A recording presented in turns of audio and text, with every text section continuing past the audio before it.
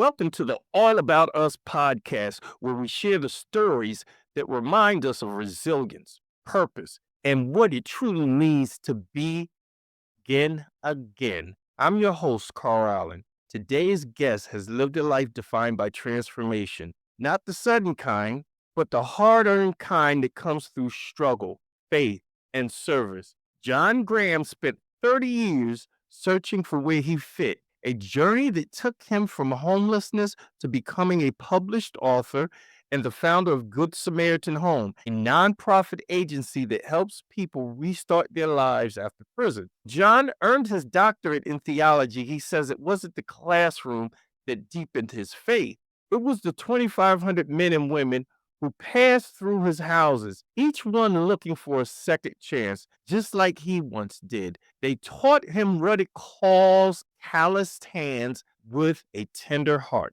At 75, he published his debut novel, Running as Fast as I Can, a fictionalized story of how these callous hands and tender hearts came to be. Today, we will talk about the second chances, what redemption really looks like, and how faith grows stronger when it meets the real world. John, welcome to the All About Us podcast. It's an honor having you here today. How are you doing? That's good.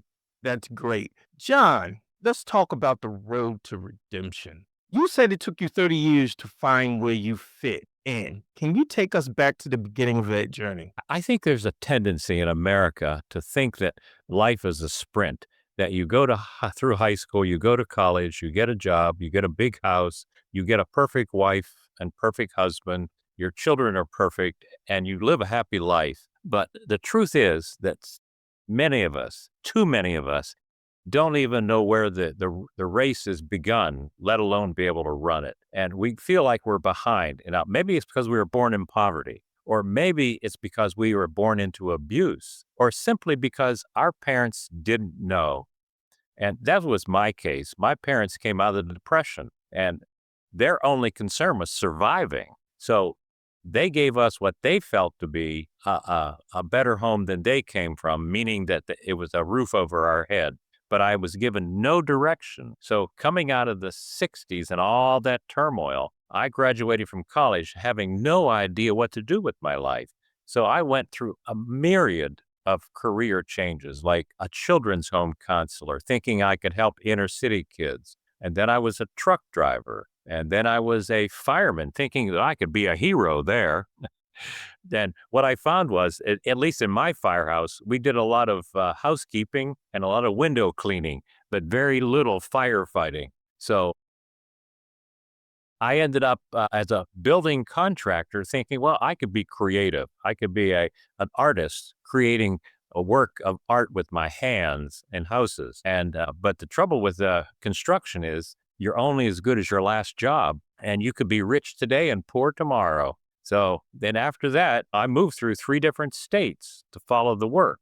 And all the time, my family moved with me. So that creates a great deal of instability. And at one point, I even tried being a journalist. And here's the best part. I was a minister at one point, thinking I could help in the community. One of the things I learned in the 60s was that the civil rights movement taught me that the church is a very important part of change if the church follows its mandate. But being quite candid, I didn't find that in the white church. I found the white church to be more about the status quo. And so I was trying to make changes as a small church minister, and the people weren't open to those changes. And so I left that, what I felt to be my calling, and I left that, and I said, well, maybe I can make a change in the street. So here I am, 53 years old, 7 different career changes, living through 4 different states. When I should be retiring, I'm starting over. So we bought an old house, 140 years old, fixed it up. I told my wife it'd have it done in 3 months, but it took 14 years.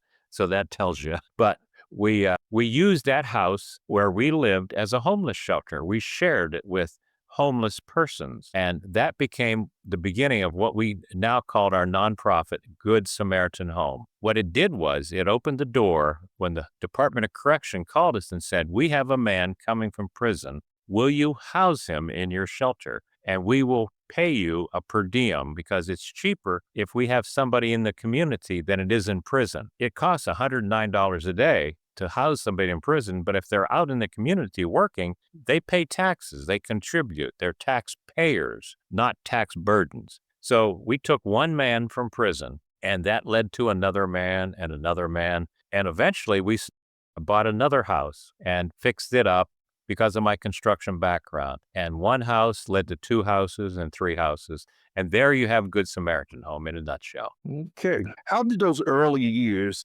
especially the time when you experienced homelessness, shape your understanding of people and faith? Well, I remember when I was single, I had left one job and I was living, I was going to write my novel. So I had an old camper truck and I was going to live in it and travel the country and write my novel. And technically, I was homeless. I was just traveling, but I had no money to travel with and I had nothing to write about because I was too young. So I met a girl and she said, if you get a job, I will continue to date you, but you got to be working.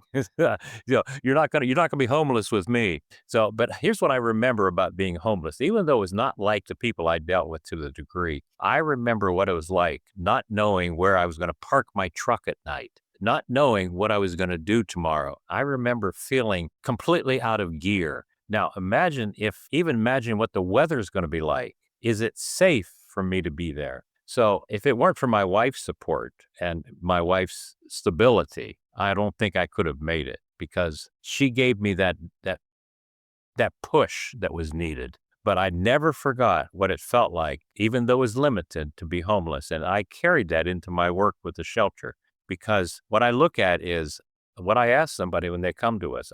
I don't ask what you've done. I don't ask where you've been. I only ask, are you hungry? How can I help? And that's what my homelessness taught me. We just want to hand up.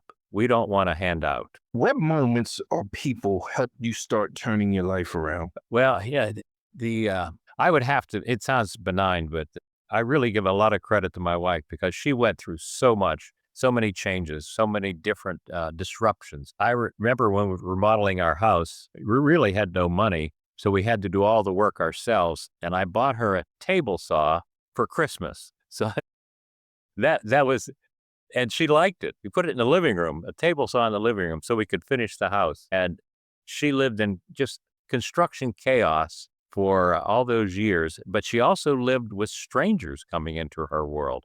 And now here we are 25 years later. She's been working alongside me with Good Samaritan Home, and her role is what we call residential services director because she's in charge of making sure all the houses are up to standard. And she works harder than I do. So I would say the day to day to day, I have to give her the credit because I couldn't have done it without her. What location of the country did all of this start in? Well, we were in Dayton, Ohio, which is Western Ohio, north of Cincinnati. And but here's what I found. Ironically, even though Ohio is a red state, very conservative, as far as rehabilitation goes, it's extremely progressive. They started a program back in 2000 called the Ohio Plan that put the focus in on rehabilitation. And it's not about punishment. It's about accountability and rehabilitation. And number one, it saves money to have somebody getting a job after their incarceration. It saves money if they're not in prison. And so it's an economic factor for many people, but it's a moral factor. We are, as a nation, if we don't rehabilitate broken people, then we're never going to change our culture. We'll never make our culture safe if we don't do that. You've spoken about too many detours before finding your stride. What kept you going through those seasons of uncertainty? Well, I like to think of myself as a creative person. And as long as you keep trying, think of life like a marathon. If you're going to fall down on a marathon because you're running miles and miles and you're going to fall down, but as long as you get up and you keep running, it's not about finishing first or second or third. It's about finishing the race. And too often we think of, you look at the Facebook and you look at television, and you see all these, what I call hard bodies. And you have to be young and active and you have to be number one. You have to be a superstar.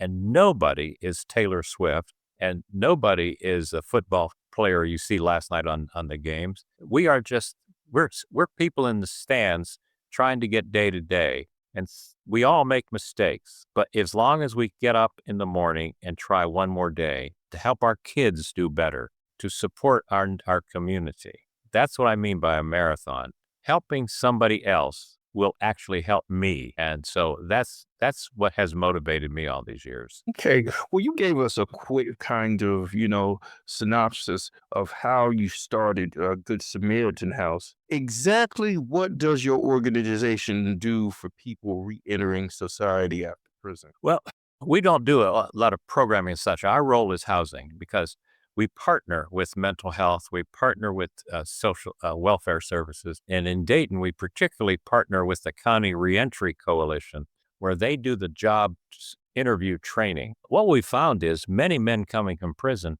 don't even know how to fill out a job application. So, what they do is that they have a class for 8 weeks where you go and they show you how to not only fill out an application, but how to present yourself to an interviewer. And then at the end of the class, you're given a certificate that says you are a graduate. And then they give you a suit so you can be part of the ceremony.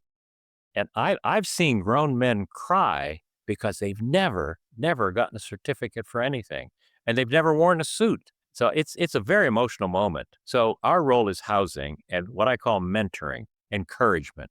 Can you describe what a typical day or week looks like in one of your houses? Well, it's called independent housing in the effect that we don't do activities during the day, but we do try to keep a safe place. It's not a lockdown facility. It's a boarding house. So if you were to walk in, it would look like any other apartment building or duplex, and there are two or three men sharing that apartment, and their job is to find a job. Their job is because they're there temporarily, maybe 6 months, maybe 8 months. Their job is to move on, but be stable. So we give them a landing zone. So we encourage them to be out looking for work. And that means getting signed up for food stamps, getting signed up for job training, making sure you have your driver's license. These are things that you and I take for granted, but you can't do it if you're homeless. So we give them a place to do all these things. And then we even try to help them with somebody can be coming out of prison and he's never seen a cell phone. So you can't go anywhere today without a cell phone. So what we do is we try to show them how to even use the cell phone for job applications. That's mentoring. Now You've we do had have a more than curfew check. 2,500 men. Yeah, You've I'm had sorry. more than We have a 20. curfew check at night. I'm sorry. No, I'm So, just saying we what have our time is the schedule. curfew So, check? see, in other words, it's accountability. It's not a free trip where you do anything you want. But we expect you to maintain your house. We expect you to make your bed. We expect you to clean the kitchen after yourself. We expect you to be in at curfew at 10 o'clock because that's what responsible people do. That's part of our daily schedule. You've had more than 2,500 men and women find a second chance. What have those experiences taught you about the human spirit? Interesting question because I've never been to prison and I've never lived I've never had a drug issue myself. I've never been an alcoholic myself, but I have one thread I've seen running through all the people we deal with is all of them come from a family structure that was missing. All of them come from some degree of abuse or at best absence. And my wife has a way of ingratiating herself by asking somebody, tell me about your mother. Tell me about your father. Here's the key. Tell me about your grandmother. And invariably they'll say, I don't know who my father was. Or my mother was working all the time and I didn't see her much, or she was absent. Or in some cases, she was dealing on the street. But my grandmother, that's the one who raised me. And that's why my wife, Kathy, because she's a grandmother herself, can connect with them on that level. So I grew up in a home where I didn't get the support. I felt alone myself, but they were a much greater degree of aloneness, a severe degree where they were abandoned. So on that level, I identify with them and try to help where I can. You use that beautiful phrase, callous hands and tender heart. What does that mean to you? What I've found is there's a tendency to tell people just get a job. there's a tendency to say, just save your money. But these are foreign terms to people because I've learned with the poor that saving money is a concept that's unfamiliar. They don't know how to do it. They've never had a bank account before. And all they know is trial and error and mostly mistakes. So I take my own mistakes and I say, my mistakes, my detours have made my hands calloused enough that I can deal with the setbacks that life offers. But I don't hold that against somebody when they fail because I've failed myself.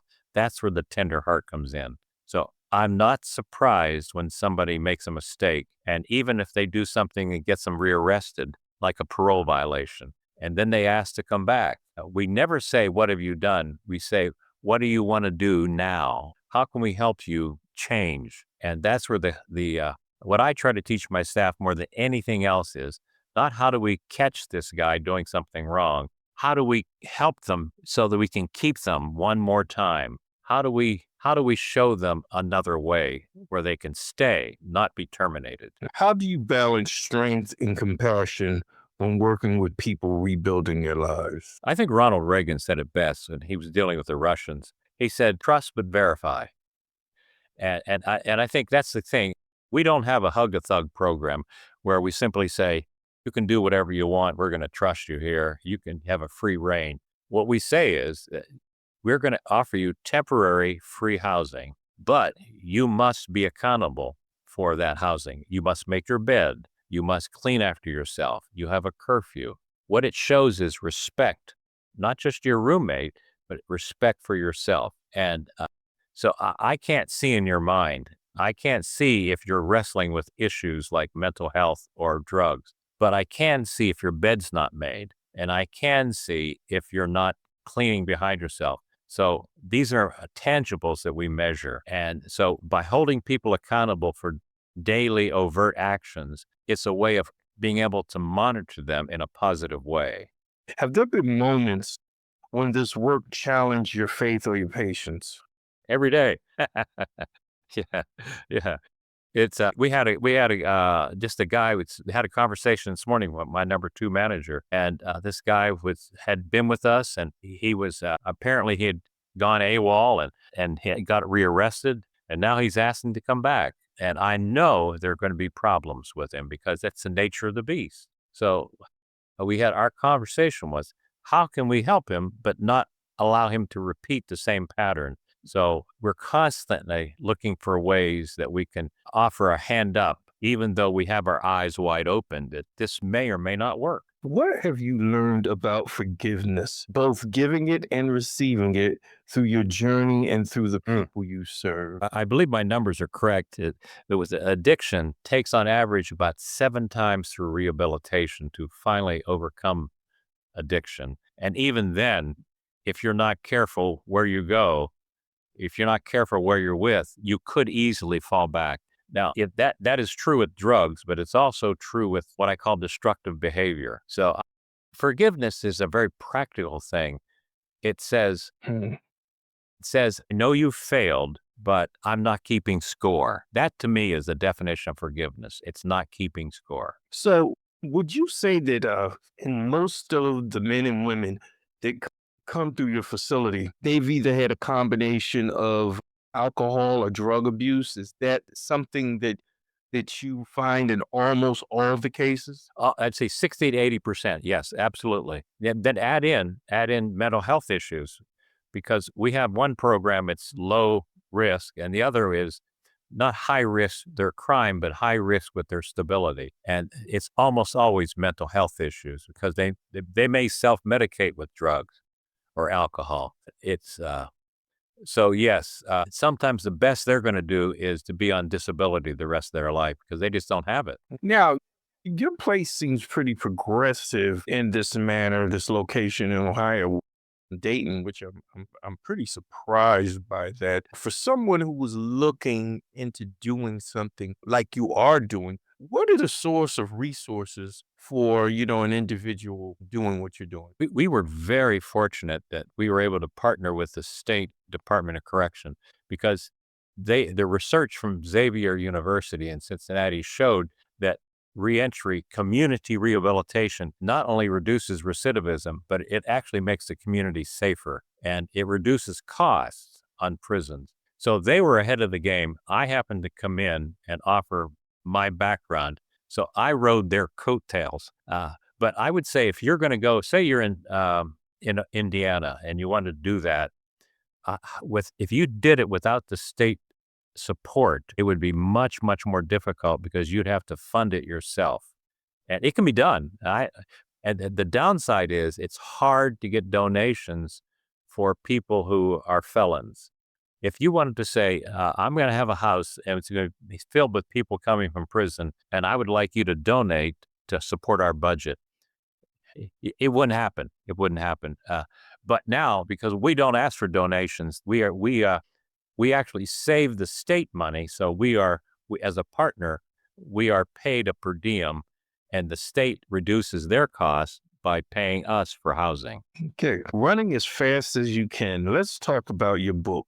What inspired you to turn your story into a novel rather than a memoir? Well, I started to write a novel back when I was 25 years old in that truck when I was traveling. And like I said, I had nothing to say. So after give or take 24 years or so, and with all these people I was dealing with, I wanted to tell the story of second chances, I called it. And sometimes when I would be before a group, I would talk about recidivism and I would say, just like we said, it saves you money by helping people coming out of prison. Nobody heard the data. So I'd said, what if I were to tell a story about a real person or a fictional person about how they changed their life? And what occurred to me was I could offer a story on lifeboat safety and say, we're going on a cruise. I want you to look at this video on lifeboat safety before we get on the boat. Nobody would watch it. But if I said to you, we're going to watch a movie with Jack and Rose, and we're going to get on the Titanic in a movie, a love story, you would love that. But love story, Titanic is really about lifeboat safety. But because it's entertaining, we now look at every cruise we go on and say, where are the lifeboats? And so that's what I did. I said, how do I tell this rehabilitation story, what I call second chance story, in a way that readers will hear me? So I wrote a fictional story of Daniel Robinson about his struggle growing up in abuse and how he came from poverty and how he felt like he was running behind. That's where you get the title, Running as Fast as I Can, because no matter how hard he ran, he couldn't catch up to what he called normal people. And he'd spent a whole life trying to catch up. And it's a story of second chances and third chances and fourth chances. And here's what's happened. Not only has it gotten 48 awards, but it's garnered, I've been very flattered by that, but what I've really appreciated most has been the reader reviews. We've had literally, I think it's something like 560 reader responses, and they've all said the same thing. I felt Daniel's emotions. I traveled with Daniel. I lived Daniel's life, and I couldn't stop reading. And that what I'm trying to do is generate conversations about second chances, about poverty, about abuse, about forgiveness. And it's working. I'm very, very pleased with that. When was your book initially released? I released it 2 years ago. And here's the best part, Carl, on this. I knew it was a good story. I had a professional editor I worked with for years because it took me 10 years to write it. But I had a professional editor. We knew we had a good story. But being quite honest, unless you're a John Grisham or Kristen Hanna, unless you're a well-known quantity, because publishing is a business, there's no way they're going to invest money in John Graham when they can do John Grisham. So nobody would pick it up. And I was rejected 200 times by traditional publishers. 200 times. And I started to think, maybe it's not a good story. And that's when I really dug deep. My wife was the one who said, keep trying. So what we did was I hired a publicist, somebody who read the book and believed in the story. And together we formed a company, our own publishing company called Don Quixote Press, Tilticket and Windmills. And we published it ourselves. And all of these accolades, all of these writer reviews, and it's sold. The average book, Small House Press, sells 200 books the first year, maybe 1,000 books over a lifetime. Running as Fast as I Can in 2 years has sold 22,000 books. So there's a there's a market out there for it. And again, this comes back to keep running, keep trying, get up and don't stop trying. What message do you hope your readers take away from Running as Fast as I Can? I would say forgiveness. Forgive yourself. You will fail. You will fall down, but you find people to help you, because in Daniel's story, he had a series of men who would be his mentors. And the idea is you don't need to be alone. And when you go through the hard time, we even got into the point where in story, Daniel took a man from prison into his home to help him. And that man was wrongly convicted and spent 20 years in prison. And Daniel took him in. But when Daniel went through his crisis, his name was Charles Vickers. Charles helped Daniel. So Daniel said, Charles, who has no formal education, and I have 3 degrees, but yet this man knows more about forgiveness than I do. And so there was a racial issue there that at the end of the story, it says that it's not about color, it's not about background, it's about helping one another. And so that's one of the issues. I call it a Forrest Gump story, where you have so many people that can support one another on your journey. How does storytelling allow you to reach people who might not otherwise step into a church or a recovery program? Well, statistically, the church is in decline. Part of the problem, the church, and unfortunately, has become much more political than it used to be. And what we are best at in the church is service in the community. We are best as servants, not as finger pointing dictators, which right now the church has taken on a conservative politics that I believe has actually turned people away when we should be serving the least of these. And this comes back to Dr. King, where he taught people how to love when they hated him, how to return love force when he received hate. And I haven't seen that since 1966. And I believe that Good Samaritan Home may be able to do something in that vein. And I would like to see the church follow suit. What was it like publishing your first novel at 75 and looking back on all those years through a writer's eye? Well, I was always writing journal notes. When I was in college, I didn't have anybody to talk to, so I would write notes and keep them. And over the years, I've developed about 4 or 5 thousand pages of just thoughts, because I've found that getting words out, just not telling people. I'm not one who likes to bear my emotions, but just getting my emotions out on paper, then holding them. I call it cheap therapy.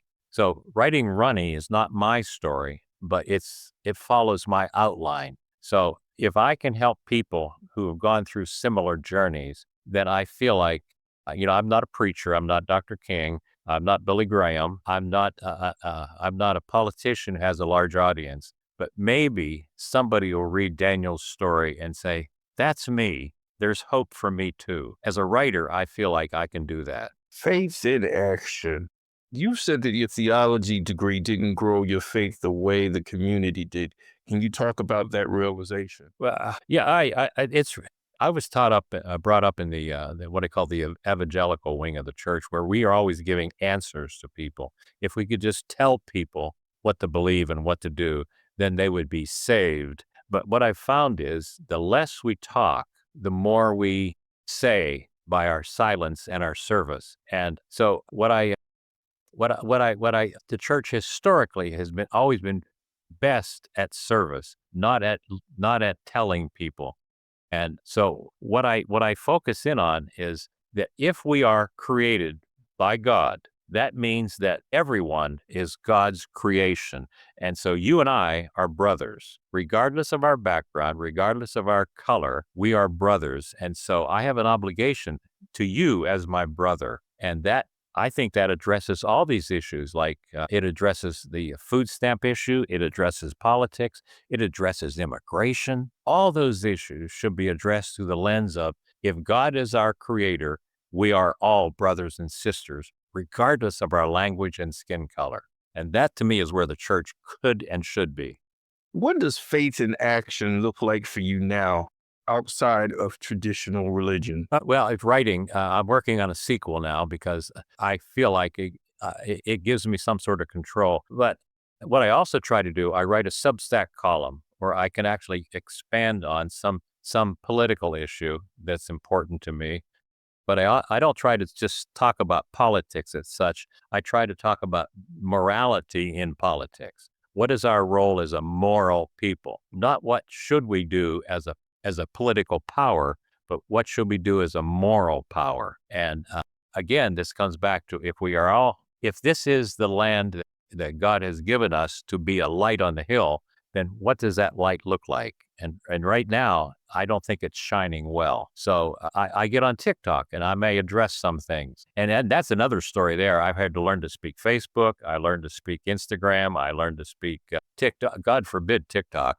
The average watch time on a TikTok video is 1.2 seconds. And I hardly get started in 1.2 seconds, but I have fun and I've developed several thousand followers. So I guess I'm doing something right. Okay, yeah. How can people bring more compassion and second chances into their everyday lives, regardless of background or belief? Mm. I think we have a tendency to surround ourselves with like-minded people. There's sometimes drive-by compassion. If you see somebody in the corner, you give them $10. That's not a bad thing. But how can we do more? How can we get involved in mentoring on some level somebody, partnering with somebody? Uh, Not where you go into a shelter and adopt somebody. That might not be safe, but maybe you do it through the Salvation Army, for example, or yeah, the YMCA. There are daycare services at the YMCA, and how many people need to have volunteers for that daycare service? Or maybe you can donate money to help parents who are struggling. So I would say in your own community, look for ways, little ways, where you can make a difference in maybe one child. That's a start. Okay. What's the most powerful transformation you witnessed in someone who came through Good Samaritan Home? Probably Walter. Walter came to us. He had been incarcerated when he was 16. He went to prison, and he spent 9 years in prison. And he came to us, and he was really struggling because all he knew was uh, dysfunction. All his 11 brothers, were in prison. He had no family to go back to, and so he stayed with us, and we were able to help him get a job. And he's kept that job over the years and got married. He has a son, and he bought a house just, I think, last year in the same neighborhood where he was living with us. And now he's part-time staff for Good Samaritan Home. So he's a living example of a changed life. Okay, we're gonna go flip mode where you get to ask me three questions. What is your most memorable conversation you've had, Carl? Here, how's it feel to be on that end? Oh, I had a conversation with a woman 2 weeks ago called Khadijah. And I mean, it just really, really touched me. Her father was murdered when she was, around 17, 18 years old. And it troubled her so much that, she had to feel like she had to do something to continue the memory of her father. And so she started a nonprofit, a community nonprofit, whereas she grants scholarships to children graduating from high school. And, the scholarship is in her father's name. So it was, we just went into so many details concerning her story and how she dealt with the pain and, came out of that. So it was a pretty amazing show. It was just Interesting, interesting. two shows ago. It there What struck me hearing that was the, title of my second novel is called Requiem. It's a memorial for the dead, and what she's doing is a requiem for her father. She's remembering her father in a positive way. Okay, here's my second question for you. What's your goal with these podcasts you do? My goal is to bring everybody together, show people that, there's more power in unity than there is division. Show people we have more things in common than we have differences. It's Mm, funny because I go through a media company, um, and the media company, people see my podcast and they see the name, and you have white people, you have some Asian people, and they're apprehensive. And I said, "Oh, no, no, no." I said, yes, we talk about Africans, we talk about indigenous cultures, but I mean, we have to learn how to embrace everyone. And so I tell people, if Mm. you have an interesting story, bring it here so, we can see how that can cross cultures and touch other people from different backgrounds. Here's my really hard question. When we started Good Samaritan Home, there was a lot of conflict. People didn't like us doing it. They don't want those people. And Reggie, our first resident, was black, came from Cleveland. People didn't say it, but you knew that was a problem for them. They said, "We don't want those felons here."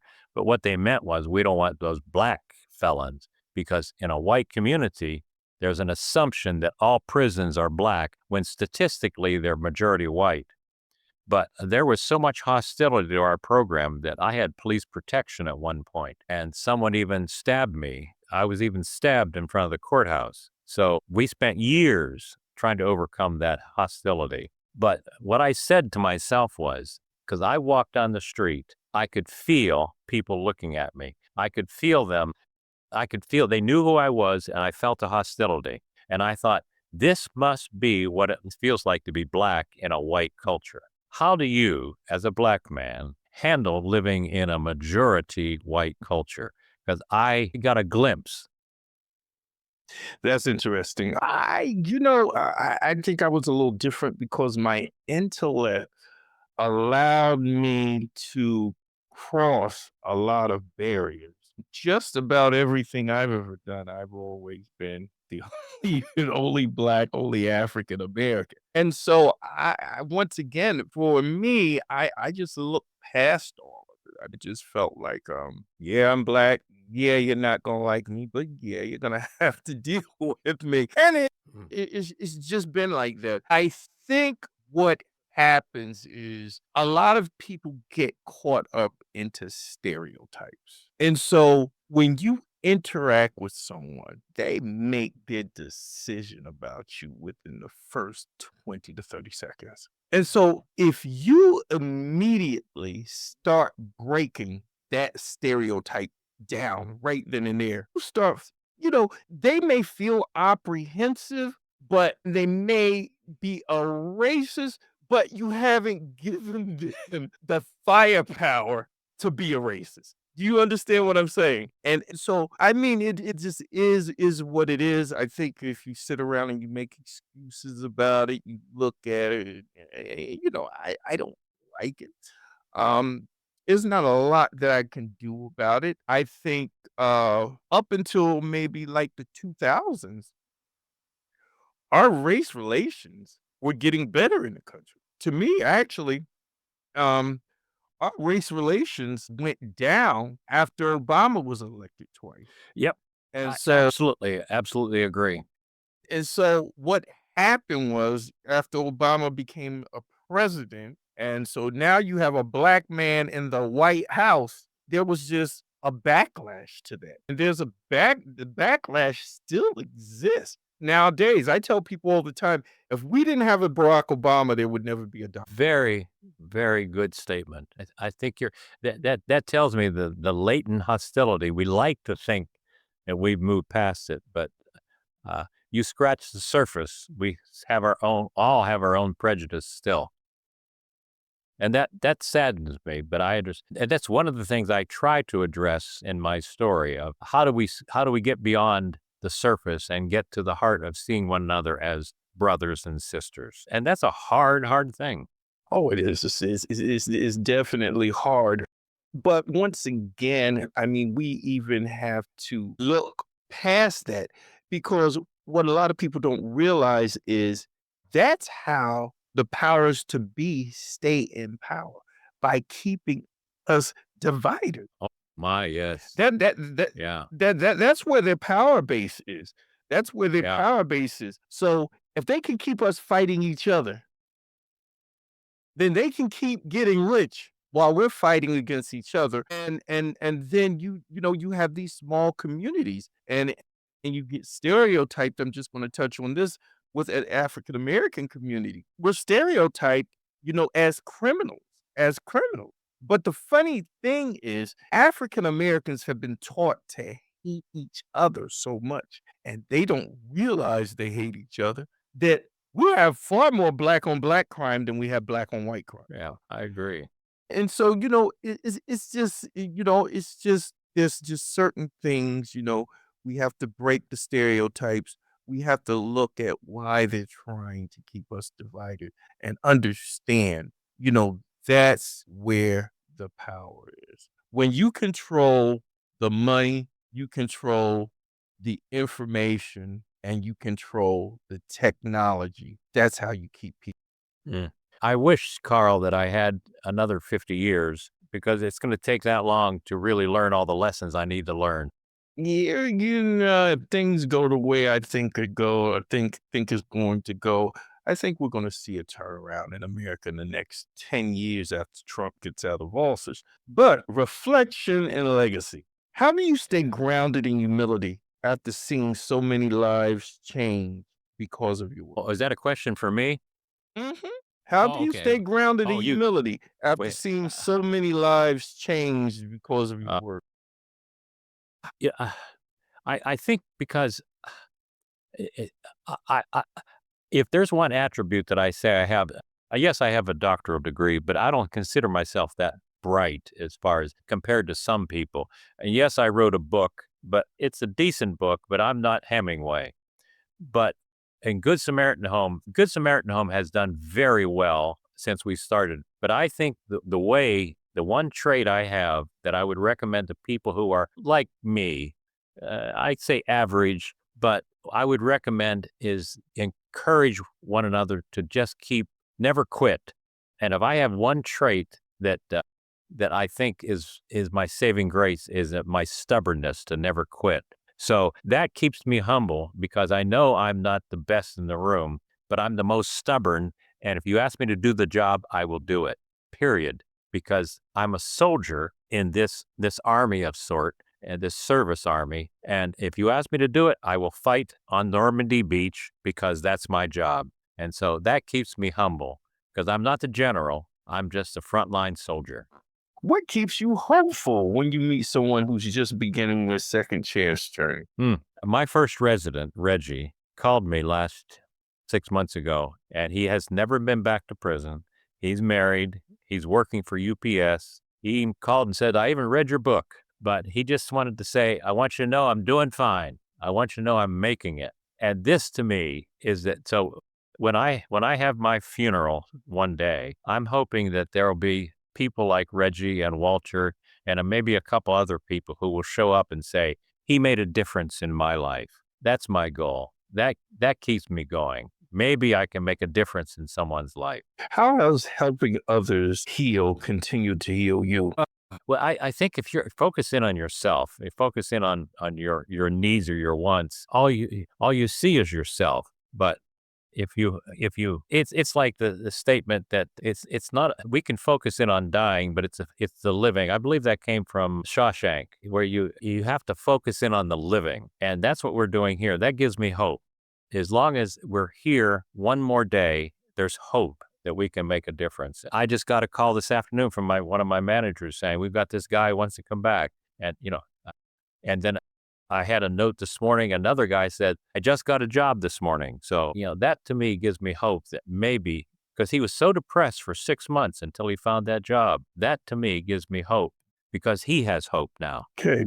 If someone listening today feels like they've fallen too far to get a second chance, what would you say to them? You've never fallen too far. Never. Yes, the road back is always harder when you're farther down, but it doesn't matter as long as you're moving because most people live lives of quiet desperation. Most people internally feel like they're behind. And so as long as you're moving, you're actually winning. So I would say it's never too late because if I was 53 and I was able to start out and do what I've done, surely you can start out again too at any age and do something to turn around. Not completely, maybe, but you can turn something around. Okay. What truth or practice keeps your heart tender even after all the years of hard work? Yeah, again, it comes back to seeing somebody make it, and lately it's been getting notes from my readers saying that I had a letter from a lady in Pennsylvania. She said, "I lost my father in 2019. I lost my mother in 2021. I lost my husband in 2023, and I read your novel and I cried all the way through it, and I felt like I could identify with Daniel. And we had this conversation through several emails, and I thought, there, all those 10 years made a difference. Writing made a difference in her life.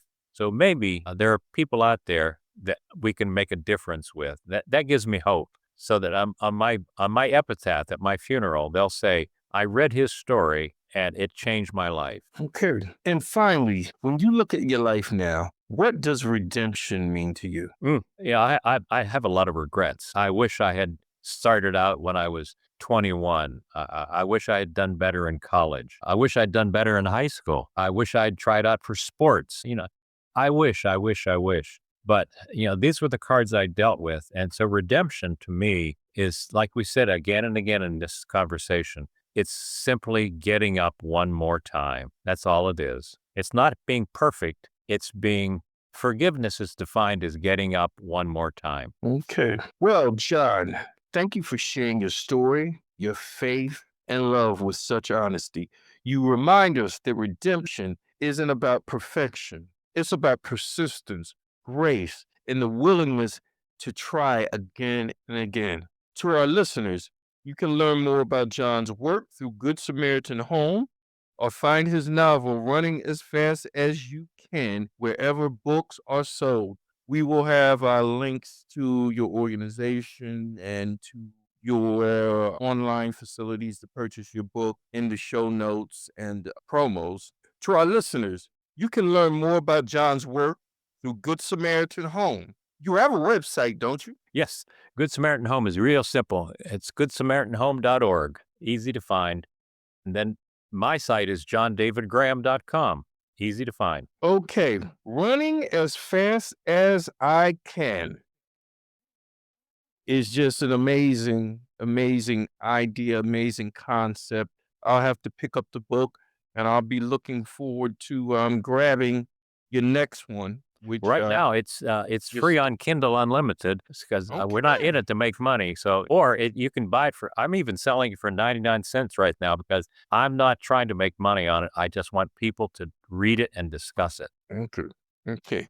Well, John Graham, it was great having you. This has been the All About Us podcast where we celebrate the stories that shape who we are and who we can still become. Until next time, stay hopeful, stay kind, and keep believing in second chances. Have a great day. Thank you, Carl.